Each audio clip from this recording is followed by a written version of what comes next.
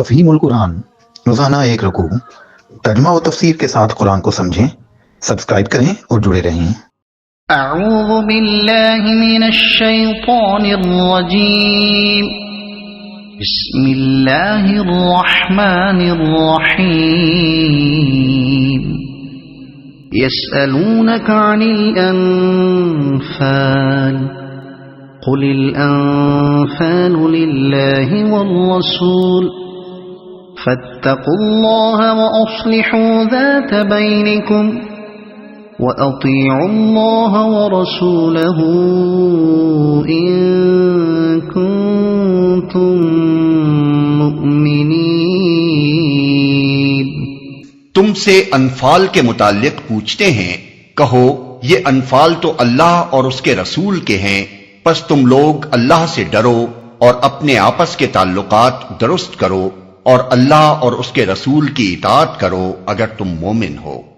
یہ اس تبصرہ جنگ کی عجیب تمہید ہے۔ بدر میں جو مال غنیمت لشکر قریش سے لوٹا گیا تھا، اس کی تقسیم پر مسلمانوں کے درمیان نزاع برپا ہو گئی۔ چونکہ اسلام قبول کرنے کے بعد ان لوگوں کو پہلی مرتبہ پرچم اسلام کے نیچے لڑنے کا اتفاق ہوا تھا، اس لیے ان کو معلوم نہ تھا کہ اس مسلک میں جنگ اور اس سے پیدا شدہ مسائل کے متعلق کیا ضابطہ ہے۔ کچھ ابتدائی ہدایات سورہ بقر اور سورہ محمد میں دی جا چکی تھیں، لیکن تہذیب جنگ کی بنیاد ابھی رکھنی باقی تھی۔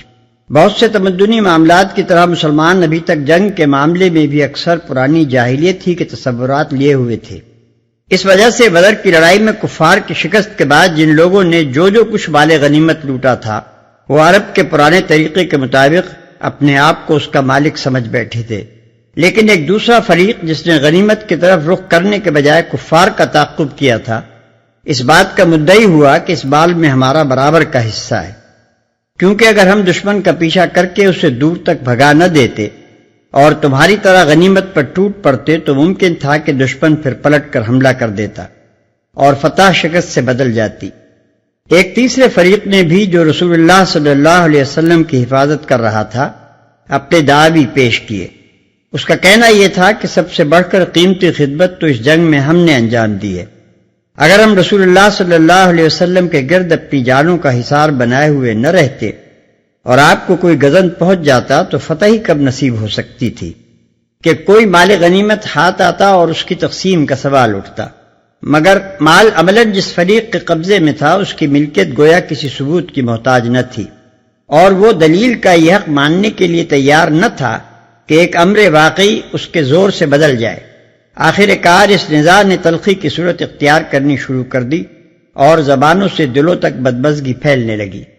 یہ تھا وہ نفسیاتی موقع جسے اللہ تعالیٰ نے سورہ انفال نازل کرنے کے لیے منتخب فرمایا اور جنگ پر اپنے تبصرے کی ابتدا اسی مسئلے سے کی۔ پھر پہلا ہی فقرہ جو ارشاد ہوا، اسی میں سوال کا جواب موجود تھا۔ فرمایا تم سے انفال کے متعلق پوچھتے ہیں۔ یہ ان اموال کو غنائم کے بجائے انفال کے لفظ سے تعبیر کرنا بجائے خود مسئلے کا فیصلہ اپنے اندر رکھتا تھا۔ انفال جمع ہے نفل کی۔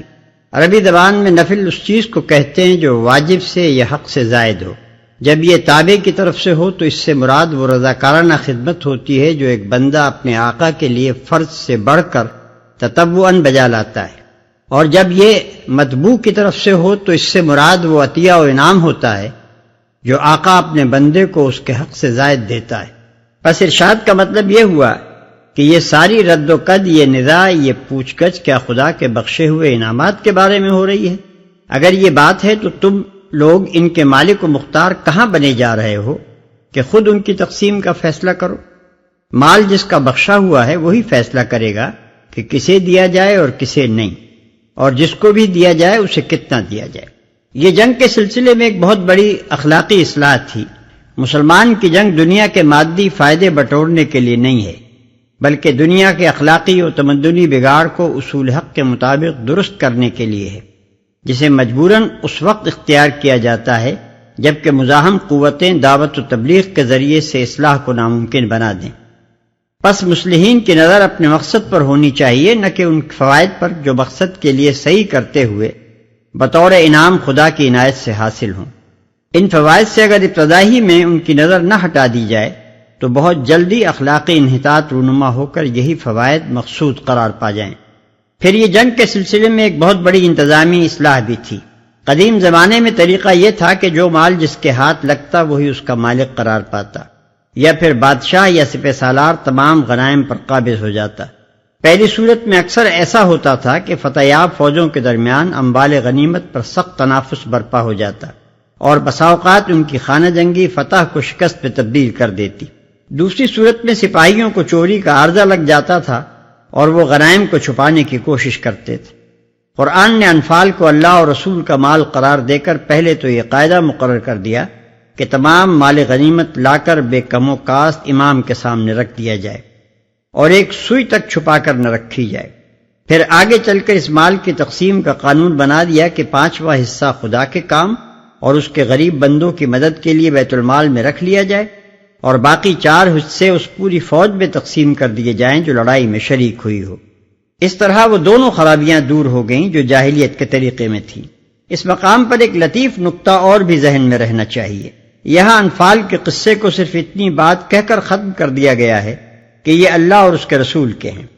تقسیم کے مسئلے کو یہاں نہیں چھیڑا گیا تاکہ پہلے تسلیم و اطاعت مکمل ہو جائے، پھر چند رکوع کے بعد بتایا گیا کہ ان اموال کو تقسیم کس طرح کیا جائے۔ اسی لیے یہاں انہیں انفال کہا گیا ہے، اور رکوع 5 میں جب تقسیم کا حکم بیان کرنے کی نوبت آئی تو انہی اموال کو غنائم کے لفظ سے تعبیر کیا گیا۔ انما المؤمنون الذين اذا ذكر الله وجلت قلوبهم واذا تليت عليهم آياته زادتهم ايمانا وعلى ربهم يتوكلون۔ سچے اہل ایمان تو وہ لوگ ہیں جن کے دل اللہ کا ذکر سن کر لرز جاتے ہیں، اور جب اللہ کی آیات ان کے سامنے پڑھی جاتی ہیں تو ان کا ایمان بڑھ جاتا ہے اور وہ اپنے رب پر اعتماد رکھتے ہیں تو ان کا ایمان بڑھ جاتا ہے۔ یعنی ہر ایسے موقع پر جب کہ کوئی حکم الہی آدمی کے سامنے آئے اور وہ اس کی تصدیق کر کے سر اطاعت جھکا دے، آدمی کے ایمان میں اضافہ ہوتا ہے۔ ہر اس موقع پر جب کہ کوئی چیز آدمی کی مرضی کے خلاف، اس کی رائے اور تصورات و نظریات کے خلاف، اس کی مانوس عادتوں کے خلاف، اس کے مفاد اور اس کی لذت و آسائش کے خلاف، اس کی محبتوں اور دوستیوں کے خلاف، اللہ کی کتاب اور اس کے رسول کی ہدایت میں ملے اور آدمی اس کو مان کر فرمان خدا اور رسول کو بدلنے کے بجائے اپنے آپ کو بدل ڈالے اور اس کی قبولیت میں تکلیف انگیز کرے، تو اس سے آدمی کے ایمان کو بالیدگی نصیب ہوتی ہے۔ اس کے برعکس اگر ایسا کرنے میں آدمی دریغ کرے تو اس کے ایمان کی جان نکلنی شروع ہو جاتی ہے۔ پس معلوم ہوا کہ ایمان کوئی ساکن و جابد چیز نہیں ہے، اور تصدیق و عدم تصدیق کا بس ایک ہی ایک مرتبہ نہیں ہے کہ اگر آدمی نے نہ مانا تو وہ بس ایک ہی نہ ماننا رہا، اور اگر اس نے مان لیا تو وہ بھی بس ایک ہی مان لینا ہوا۔ نہیں، بلکہ تصدیق اور انکار دونوں میں انحطاط اور نشو و نما کی صلاحیت ہے۔ ہر انکار کی کیفیت گھٹ بھی سکتی ہے اور بڑھ بھی سکتی ہے، اور اسی طرح ہر اقرار و تصدیق میں ارتقاء بھی ہو سکتا ہے اور تنزل بھی۔ البتہ فقہی احکام کے اعتبار سے نظام تمدن میں حقوق اور حیثیات کا تعین جب کیا جائے گا تو تصدیق اور عدم تصدیق دونوں کے بس ایک ہی مرتبے کا اعتبار کیا جائے گا۔ اسلامی سوسائٹی میں تمام ماننے والوں کے آئینی حقوق و واجبات یکساں ہوں گے، خواہ ان کے درمیان ماننے کے مراتب میں کتنا ہی تفاوت ہو، اور سب نہ ماننے والے ایک ہی مرتبے میں ذمی یا حربی یا معاہد و مسالم قرار دیے جائیں گے، خواہ ان میں کفر کے اعتبار سے مراتب کا کتنا ہی فرق ہو۔ الذين يقيمون الصلاة ومما رزقناهم ينفقون أولئك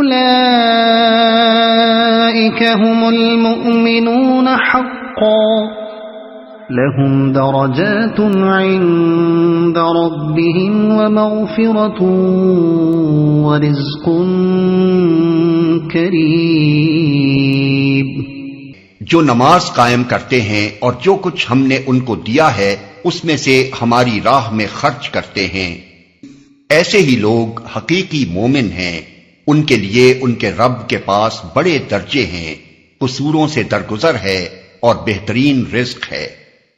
قصوروں سے درگزر ہے قصور بڑے سے بڑے اور بہتر سے بہتر اہل ایمان سے بھی سرزد ہو سکتے ہیں اور ہوئے ہیں، اور جب تک انسان انسان ہے یہ محال ہے کہ اس کا نامہ اعمال سراسر معیاری کارناموں ہی پر مشتمل ہو اور لغزش کوتاہی خامی سے بالکل خالی رہے۔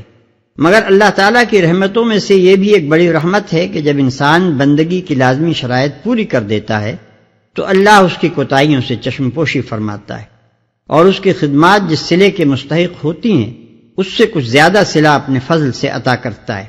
ورنہ اگر قاعدہ یہ مقرر کیا جاتا کہ ہر قصور کی سزا اور ہر خدمت کی جزا الگ الگ دی جائے تو کوئی بڑے سے بڑا صالح بھی سزا سے نہ بچ سکتا۔ كما أخرجك ربك من بيتك بالحق وإن فريقا من المؤمنين لكارهون يجادلونك في الحق بعدما تبين كأنما يساقون إلى الموت وهم ينظرون۔ اس مال غنیمت کے معاملے میں بھی ویسی ہی صورت پیش آ رہی ہے جیسی اس وقت پیش آئی تھی جبکہ تیرا رب تجھے حق کے ساتھ تیرے گھر سے نکال لایا تھا، اور مومنوں میں سے ایک گروہ کو یہ سخت ناگوار تھا، وہ اس حق کے معاملے میں تجھ سے جھگڑ رہے تھے دراں حالانکہ وہ صاف صاف نمایاں ہو چکا تھا۔ ان کا حال یہ تھا کہ گویا وہ آنکھوں دیکھے موت کی طرف ہانکے جا رہے ہیں۔ یعنی جس طرح اس وقت یہ لوگ خطرے کا سامنا کرنے سے گھبرا رہے تھے، حالانکہ حق کا مطالبہ اس وقت یہی تھا کہ خطرے کے منہ میں چلے جائیں، اسی طرح آج انہیں مال غنیمت ہاتھ سے چھوڑنا ناگوار ہو رہا ہے، حالانکہ حق کا مطالبہ یہی ہے کہ وہ اسے چھوڑیں اور حکم کا انتظار کریں۔ دوسرا مطلب یہ بھی ہو سکتا ہے کہ اگر اللہ کی اطاعت کرو گے اور اپنے نفس کی خواہش کے بجائے رسول کا کہا مانو گے تو ویسا ہی اچھا نتیجہ دیکھو گے جیسا ابھی جنگ بدر کے موقع پر دیکھ چکے ہو کہ تمہیں لشکر قریش کے مقابلے پر جانا سخت ناگوار تھا اور اسے تم ہلاکت کا پیغام سمجھ رہے تھے، لیکن جب تم نے حکم خدا اور رسول کی تعمیل کی تو یہی خطرناک کام تمہارے لیے زندگی کا پیغام ثابت ہوا۔ قرآن کا یہ ارشاد ضمناً ان روایات کی بھی تردید کر رہا ہے جو جنگ بدر کے سلسلے میں عموماً کتب سیرت و مغازی میں نقل کی جاتی ہیں، یعنی یہ کہ ابتداً نبی صلی اللہ علیہ وسلم اور مومنین قافلے کو لوٹنے کے لیے مدینے سے روانہ ہوئے تھے، پھر چند منزل آگے جا کر جب معلوم ہوا کہ قریش کا لشکر قافلے کی حفاظت کے لیے آ رہا ہے تب یہ مشورہ کیا گیا کہ قافلے پر حملہ کیا جائے یا لشکر کا مقابلہ۔ اس بیان کے برعکس قرآن یہ بتا رہا ہے کہ جس وقت نبی صلی اللہ علیہ وسلم اپنے گھر سے نکلے تھے اسی وقت یہ امر حق آپ کے پیش نظر تھا کہ قریش کے لشکر سے فیصلہ کن مقابلہ کیا جائے، اور یہ مشاورت بھی اسی وقت ہوئی تھی کہ قافلے اور لشکر میں سے کس کو حملے کے لیے منتخب کیا جائے، اور باوجود کہ مومنین پر یہ حقیقت واضح ہو چکی تھی کہ لشکر ہی سے نمٹنا ضروری ہے، پھر بھی ان میں سے ایک گروہ اس سے بچنے کے لیے حجت کرتا رہا، اور بالآخر جب آخری رائے یہ قرار پا گئی کہ لشکر ہی کی طرف چلنا چاہیے تو یہ گروہ مدینے سے یہ خیال کرتا ہوا چلا کہ ہم سیدھے موت کے منہ میں ہانکے جا رہے ہیں۔ وَإِذْ يَعِدُكُمُ اللَّهُ إِحْدَى الطَّائِفَتَيْنِ أَنَّهَا لَكُمْ وَتَوَدُّونَ أَنَّ غَيْرَ